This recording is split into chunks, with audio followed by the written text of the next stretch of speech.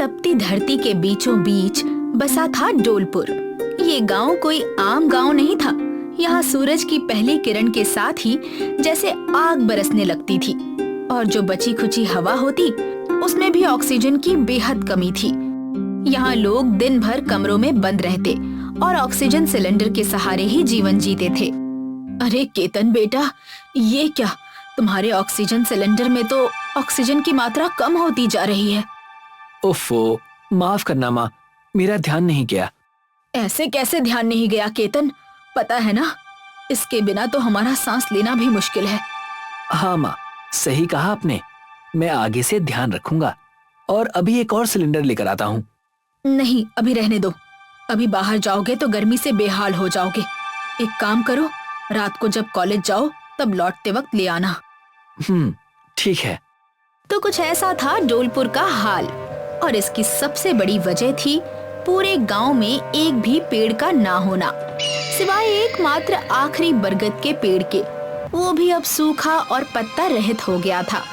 उसकी छाल जली सी थी, टहनियाँ टूटी हुई और तनाव में झुकी हुई थी। इतना ही नहीं, उस पेड़ के बारे में एक बड़ी ही अजीब बात थी।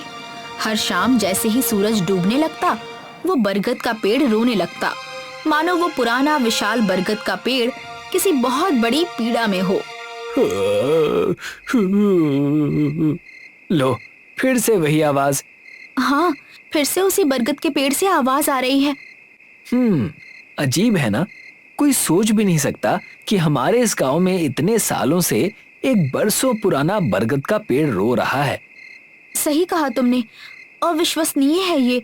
और सिर्फ पेड़ नहीं, हमारा गांव भी। जरा आसपास के गांव को देखो, वहाँ तो कितनी हरियाली है और वहाँ के लोग तो खुली हवा में सांस लेते हैं। और हमारा डोलपुर, मैं तो अब थक चुकी हूँ ऐसे घुट घुट कर जीने से। मुझे भी अब बाकी लोगों की तरह खुलकर आजादी से जीना है।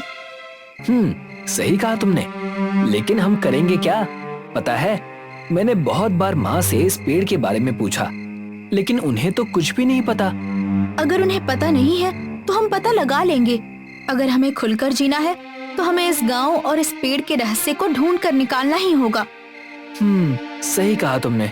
आखिरकार सच्चाई को जानने की चिंगारी डोलपुर में उठ चुकी थी।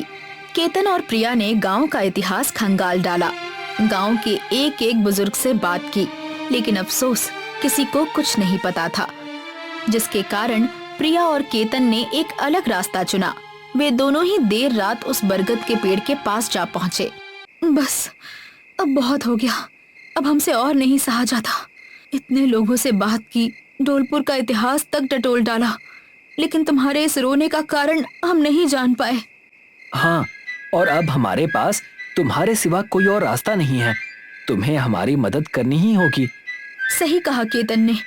आखिर तुम इतने वर्षों से क्यों रो रहे हो? ऐसी कौन सी पीड़ा है जो तुम्हें अंदर ही अंदर खाए जा रही है? बताओ हमें, हम जरूर तुम्हें और इस गांव को उस पीड़ा से मुक्त कर देंगे। बोलो, बताओ। लेकिन केतन और प्रिया के सवालों पर भी कोई जवाब नहीं आया। केतन, ये तो कोई जवाब ही नहीं दे रहा, अब क्या करें?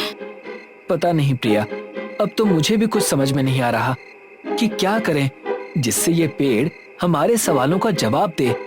प्रिया के चेहरे पर मायूसी देखकर वो भी नाराज हो गई और गुस्से में उसने उस पेड़ पर कई कठोर आरोप जड़ दिए।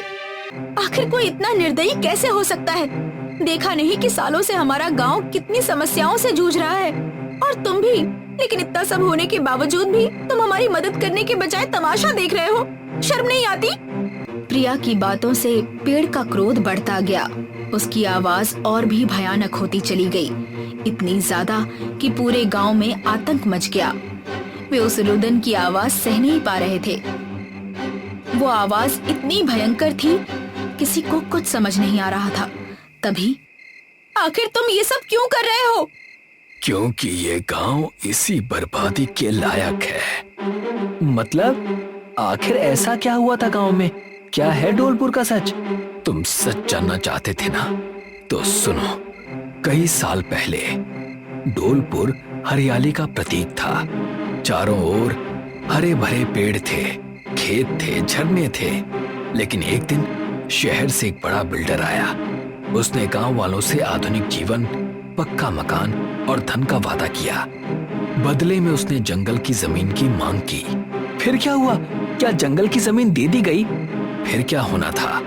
गांव वालों ने शुरुआत में थोड़ी आपत्ति जताई, लेकिन अंत में सुविधा और विकास के लालच में आकर उन्होंने उसका साथ दे दिया और रातों रात मेरे घर यानी पूरे जंगल को काट डाला गया। क्या सच में? हाँ, सच में। वो रात मैं कभी नहीं भूल सकता। मेरे मित्रों की चीखें, उनकी रुदन भरी आवाजें मैंने खुद सुनी थी। उनकी पीड़ा से इस गांव के लोगों को कोई फर्क नहीं पड़ा, लेकिन मुझे पड़ा।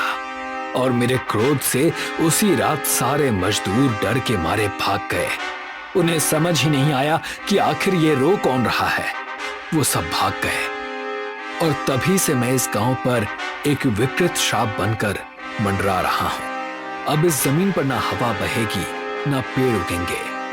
तब तुम मेरे मित्रों की तरह तड़प तड़प कर मरोगे, तड़प तड़प कर। नहीं नहीं, ऐसा नहीं हो सकता। पेड़ की बात सुनकर केतन डर गया। बरसों पहले हुए अत्याचार के कारण पेड़ का नाराज और गुस्से में होना जायज था, लेकिन अब उसकी सजा बेगुनाह गांव वालों को भुगतनी थी। नहीं नहीं, तुम ऐसा नहीं कर सकते, तुम ऐसा नहीं कर सकते, ये गलत है।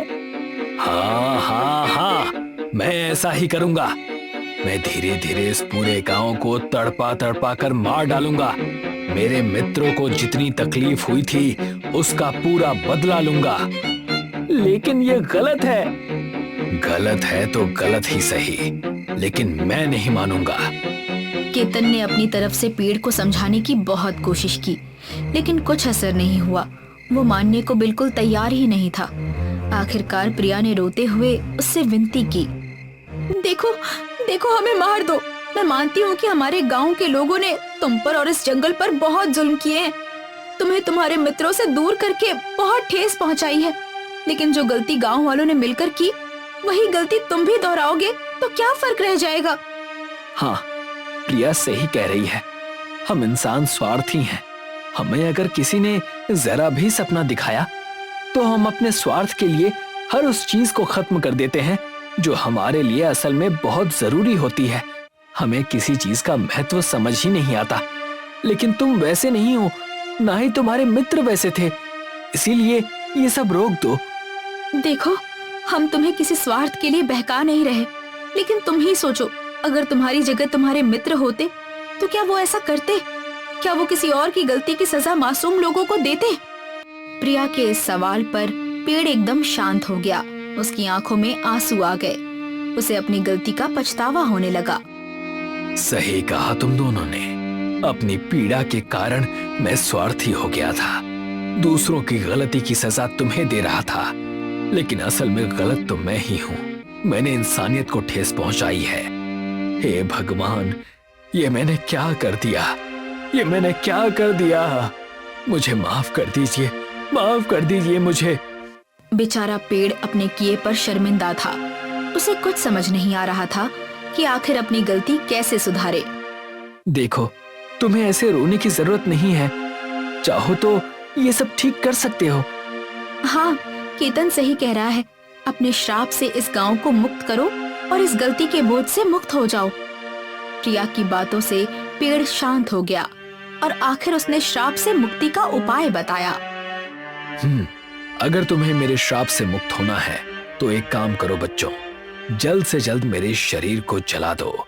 इससे मेरी आत्मा मुक्त होगी और गांव भी मेरे श्राप से मुक्त हो जाएगा। क्या? हाँ, बस यही एक मार्ग है। पेड़ द्वारा बताए मार्ग को सुनकर केतन और प्रिया का दिल बैठ सा गया, लेकिन उनके पास कोई और रास्ता भी नहीं था। केतन ने अपनी जेब से माचिस निकाली और एक तीली से आग की चिंगारी जला दी। देखते ही देखते आग फैलती गई और वो बूढ़ा पुराना बरगद का पेड़ अग्नि में जलकर राख हो गया और अंत में पूरा गांव श्राप से मुक्त हो गया। डोलपुर में फिर से हरियाली छा गई और लोग खुली हवा में सांस लेने लगे।